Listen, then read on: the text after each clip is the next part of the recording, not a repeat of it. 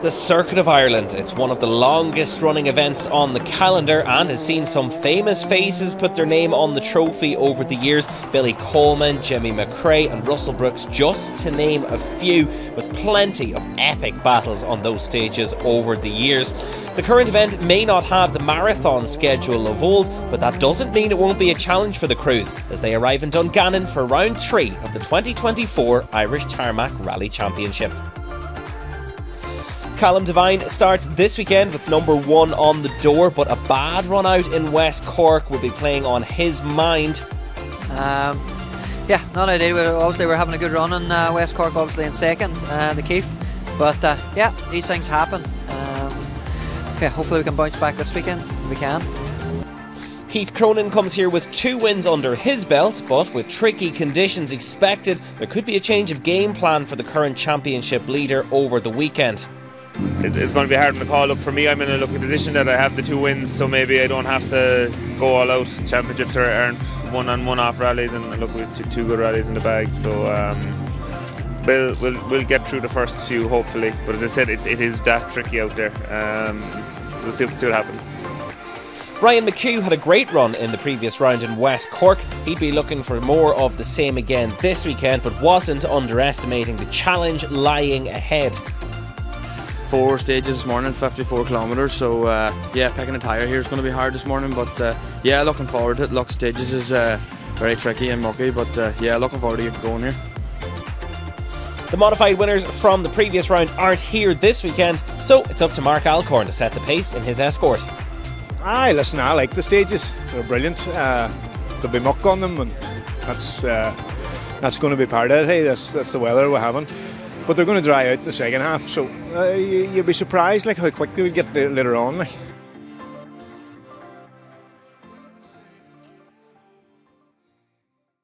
On to the first of the day's stages then, and for winners last time out, Keith Cronin and Mikey Galvin, it'd be the early lead. They went out on the wrong tyre, but with the mixed conditions, there probably wasn't a good choice that suited everything anyway. Matt Edwards and Dave Moynihan would be finding it hard work to push on the stages as much as they wanted. The mud on the road already causing everyone to have to back off. With their great result in West Cork, putting their championship back on track, they wouldn't want to throw it away this weekend. The gap to the lead after 2 stages, just 0.6 seconds. Callum Devine and Noel O'Sullivan would be a little slower than they wanted through stage 1, the car briefly cutting out, thankfully though on a straight, and they didn't lose too much momentum. They end stage 2 in 3rd. As far as rally driver excuses go, Josh Moffat and Andy Hayes had a good one that no one would believe if it wasn't caught on fan cam. They got held up on the stage after some cows got loose and found their way onto the road. They lose a handful of time, but they do get it adjusted later and end stage 2 in 4th overall.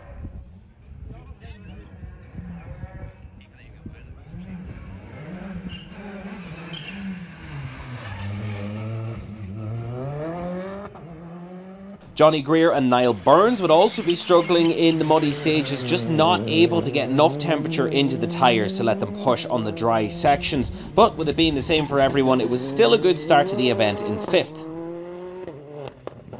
Desi Henry and Shane Byrne felt they went too brave with the setup in the car this morning and that it wasn't transferring into bravery on the stages in these conditions. They'd have to be happy with 6th place for now. Cahan McCourt and Brian Hoy join us for this round, having not been out in the Rally 2 car since last year. They were gaining confidence back slowly, but bouncing off the scenery in a few places in the process too. Someone else who hadn't been out for a while, Gary Jennings and Rory Kennedy. So this weekend was a baptism of fire for them. They were bedding themselves in and trying to pick up the pace as the morning went on. 9th place overall at this stage would be the first of our modified crews, Jason Black and Carl Egan. They hadn't been out since Ulster last year, but they were going well. They would get held in stage 2 and not get a time when they came across an accident, but it was the same for everyone around them. That accident, of course, of Alan Carmichael and Ivor Lamont crashing the Hyundai out on stage 2 and sadly going no further this weekend.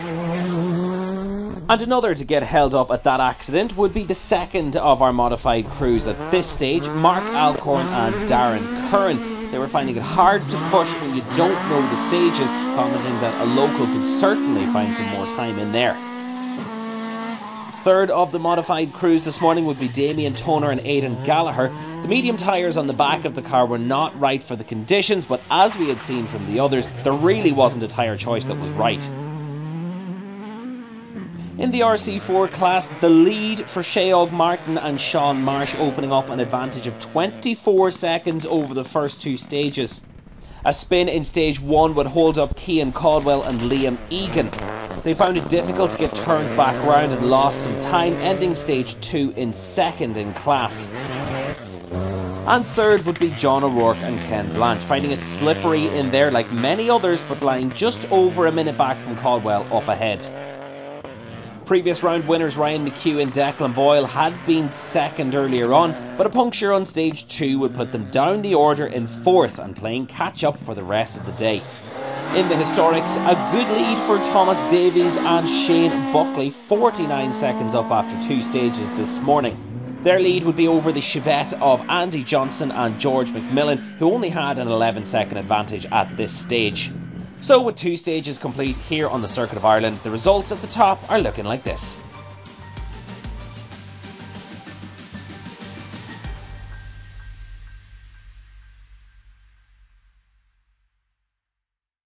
On to the next pair of stages, and we'd unfortunately lose Callum Devine and Noel O'Sullivan. A crash out of the event on stage 3 caught here on fan cam.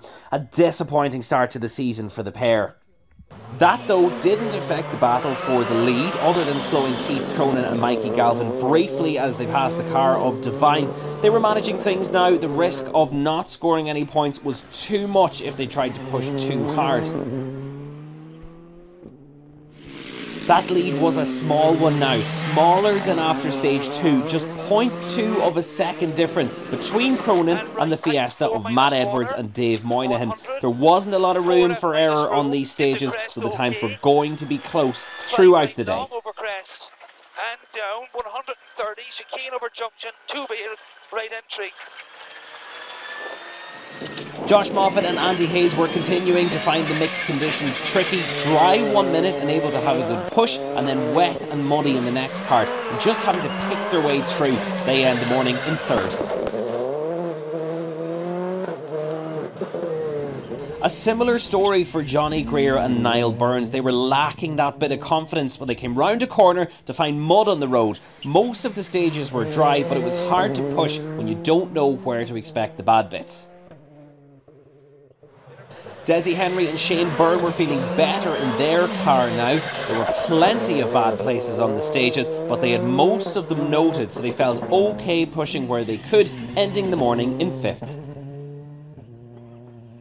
Cahan McCourt and Brian Hoy were taking time to get back into it, not doing anything silly and trying to keep it in a straight line. They keep a good pace though in 6th. Bad luck for Gary Jennings and Rory Kennedy. A puncture in stage 4 would see them drop some time and spin them off the road in a muddy section. Thankfully they managed to avoid any serious damage this time round and still go well into 7th.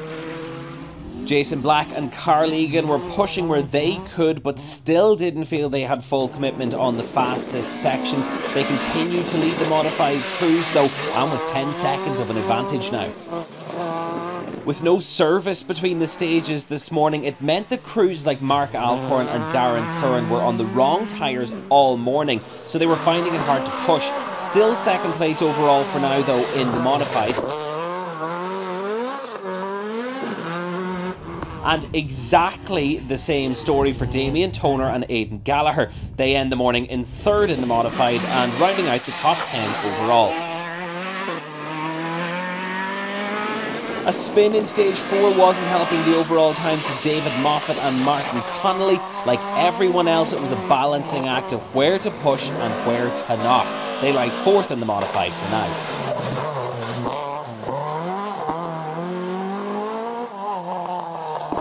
Joseph McGonigal and Kieran Geeney were enjoying the stages. They weren't in a fight for the win, so it gave them a chance to just drive at their own pace and enjoy it. They end the morning in 12th overall.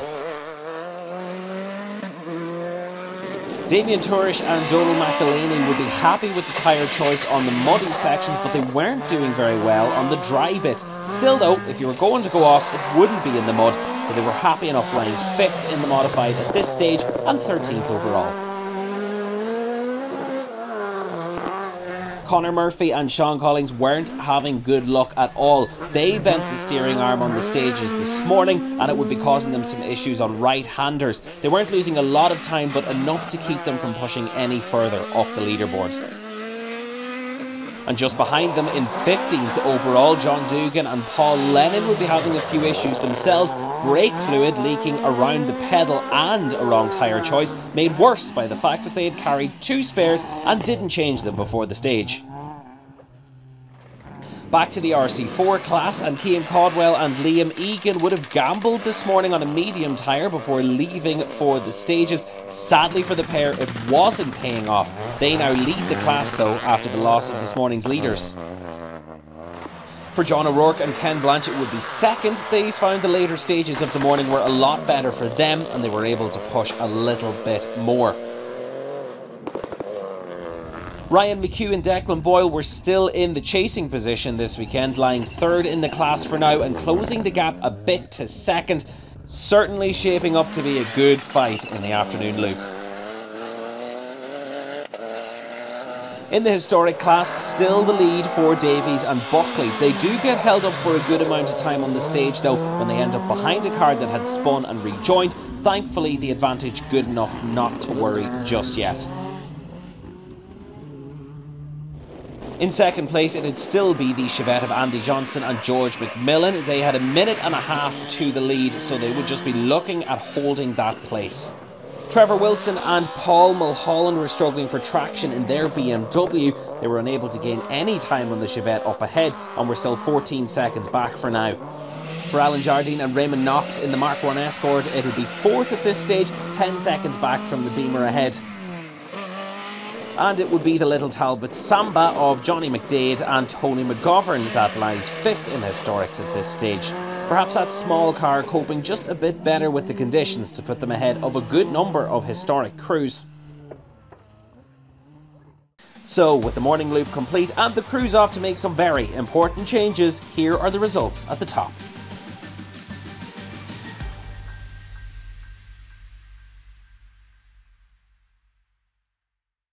On to the afternoon, and one of the best decisions of the rally has to go to Matt Edwards and Dave Moynihan. They head out with 2 wet tyres on the back of that car, and with the storm clouds looming, they changed onto them for stage 6, putting in a fantastic time to take the lead of the event now by 5.9 seconds. In contrast, Keith Cronin and Mikey Galvin would get caught out on a cut slick in these stages, and when the heavens opened, all they could do was to hang on to second place. Disappointing to lose the lead, but very much still in the fight.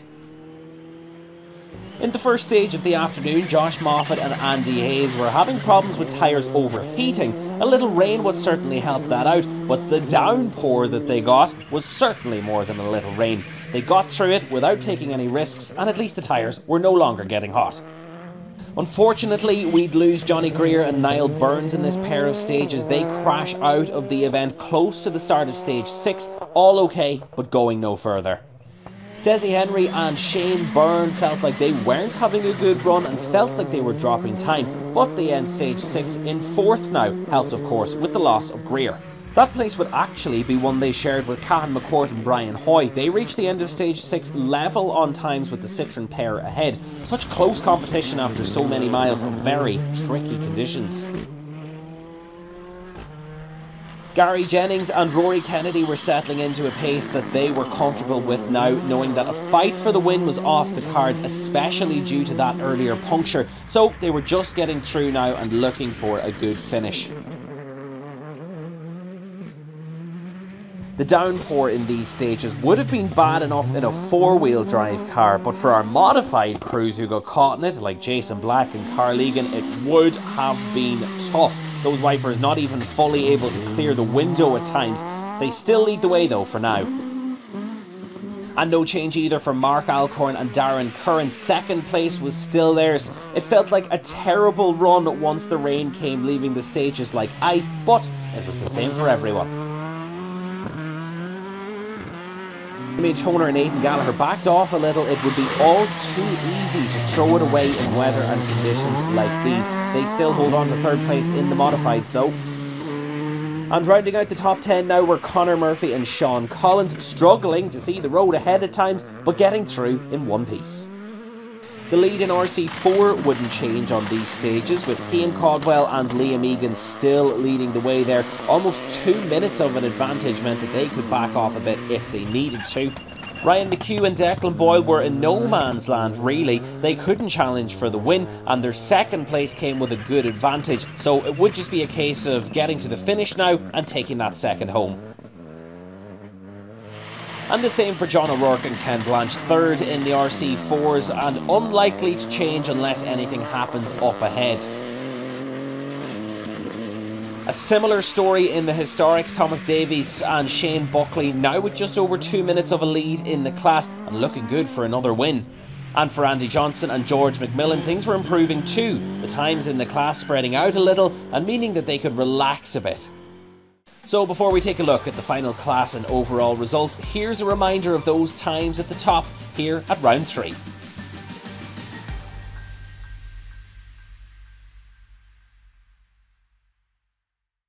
On to the final stages now, and a look at how some of those classes were decided. With only one person in Class 11, it would be a win for Conor McCrossan and David Burns. They only went out with one spare in the afternoon and had to change a puncture, so with no spares available, it would be a cautious run in those later stages. Just the one crew finishing in Class 9, so that win goes to Richard O'Lone and James Turkington in the Rally 3 Fiesta. John Devlin and John McCarthy had been leading the way in Class 6, but an alternator issue would put them out of the lead and out of the event. So that meant it would be second place for Johnny Cargo and Mo Downey. They were 0.4 off the leaders going into the final stage, but a big push for the eventual winners would see them miss out by a bigger margin. And those winners would be Oliver Benton and Kyle Diffin. Class 6 winners this weekend and not a mark on the car. A good push in that final stage would see them take the class win by almost 15 seconds. Class 5 would be a close finish. Paul McKenna and Dale McGettigan ending the event in second in class, but only 5.3 seconds off the leaders, finding the stages slippery but enjoyable this weekend. And taking that Class 5 win, Ryan McArdle and Donal Lennon. The escort pair actually taking that win in the very last stage of the event after lying behind McKenna. In Class 4, it'd be second place for Irla and Jack Carty. They were a minute back on the times and a 40-second penalty was adding to that gap at the finish. And taking the Class 4 win, Sarah Hunter and James Braithwaite. A good run for the pair in their Fiesta.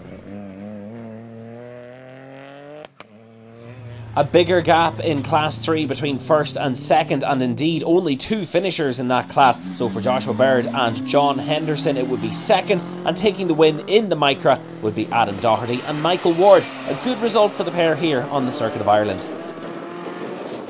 A look at the Historics, and there'd only be one change, but not for Johnny McDade and Tony McGovern. They keep the Samba going to reach the end of the event in 5th. Unfortunately for Alan Jardine and Raymond Knox, it would be a drop back down to 4th, having briefly been up to 3rd. Still though, a good result in that escort. The reason for the change around in the results would be a spin and a puncture for Trevor Wilson and Paul Mulholland, dropping them down to 4th, but they were able to take that back in the final stage. No change for second place. Andy Johnson and George McMillan managed to keep hold of that place and fend off any advance from behind as well. But taking the win and adding that to the one from last time out in West Cork, Thomas Davies and Shane Buckley, happy enough to get through the event and especially with another win. Thomas, a win in round 2, a win in round 3, good start to the year. Yeah, it's been good. Yeah, I had a bit of luck and yeah, fortunate a few people pulled out to the start, and so, but yeah, it was good, enjoyable. Still, yeah, tricky stages and nearly got caught out on with like 2 to go, and but yeah, it's good. Just got to the end. In the RC4 class, it would be a relieved John O'Rourke and Ken Blanche who finally get to the end of the event. A tough weekend and happy to finish in third. Ryan McHugh and Declan Boyle had set their sights on second place after that puncture this morning. They had too much time between them and the leaders to risk a push. Second was still a good haul of points though for the pair. But that means luck was finally on the side of Cian Caldwell and Liam Egan, taking that win in the class this weekend. A great result, and the pair were able to back off a bit in the afternoon with that good advantage. Cian, you've had a couple of tough events in the championship so far. It's great to take the RC4 win here in the circuit. Yeah, it's been a tricky enough start to the season, but we seemed to sort all the problems and came up here, you know, and managed to take the win. We just kept our nose clean all day, and you know, we were rewarded, so we're happy with that. On to the overall and modified results then, and rounding out the top 10 would be Conor Murphy and Sean Collins. They just got through those final stages to make sure they reached the finish and took fourth in the modifieds in the process. 2 punctures over the course of the rally would have added to the overall times for Joe McGonigal and Kieran Geeney, but they were happy with how the weekend went, enjoying those stages and getting to the finish in one piece and in 9th overall. Damien Toner and Aidan Gallagher would end the event in 3rd in the modifieds. They were glad to get to the finish and happy enough with how it went. With a big gap to the leaders, Mark Alcorn and Darren Curran decided to just back off in the last 2 stages and maintain that second place. It worked as far as the plan, taking second in the modified, but they'd be regretting that choice a bit by the finish. The reason for that is modified leaders Jason Black and Karen Egan would go into the final stage with a good enough advantage, but get a puncture, dropping them a lot of time. Thankfully for them though, they still managed to take the win just by 3.1 seconds. Alcorn would surely be wondering what could have been if they hadn't backed off. 4, long, flat to right then. 80. Stop on scene, square left. Into flat to left. 60 up middle. Slipping square right, don't cut. 80. Jason, great racing in tough conditions today. You haven't been out since the Ultra Rally, but it's great to take the modified victory. Yeah, for sure. I was very surprised at the pace from the start. Like, so, no, happy, and I suppose it's a good stead for next weekend from on.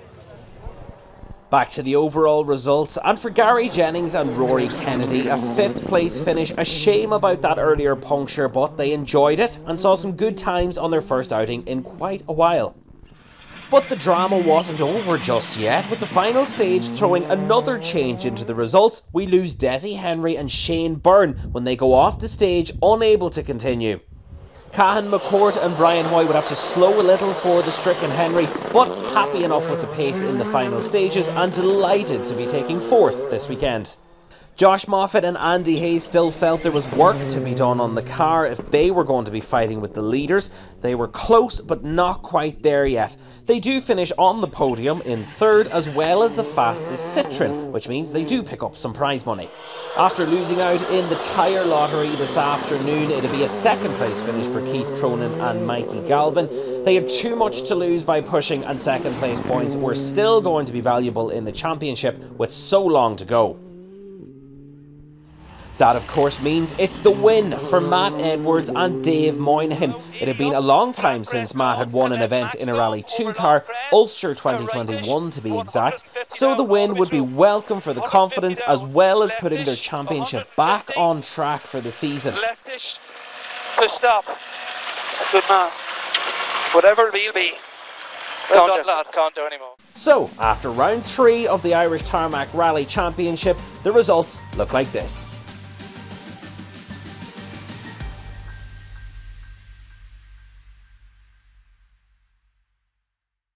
Matt, it's great win here. There was some smart tyre decisions and it paid off. Well, there should be between the pair of us, shouldn't there, really?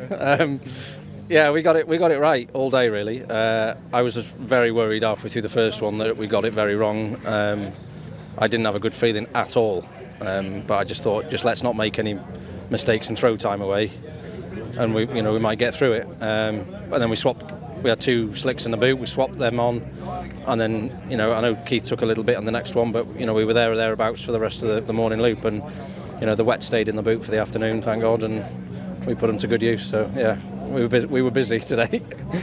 It's great to see your name on the trophy, David, and it opens up the championship going forward to Killarney. Oh, it's massive here. We said during the week, just somebody between Josh, Callum, ourselves, somebody had to stop Keith running away. If he 3 wins in the championship, not done and dusted, but he's a massive jump. But no, here was unbelievable. The conditions were so challenging, and you couldn't feel whether it was a good stage or a bad stage. You didn't know until you got to the stage in the end, and to see them say a second or 2 seconds back and forth between 3 people, it was unbelievable. Yeah, brilliant day. Next up, the crews head south again and to Killarney. Stages a bit closer to home for Cronin, but with a win this weekend, Edwards will certainly be going into round 4 with some well-deserved confidence. See you next time.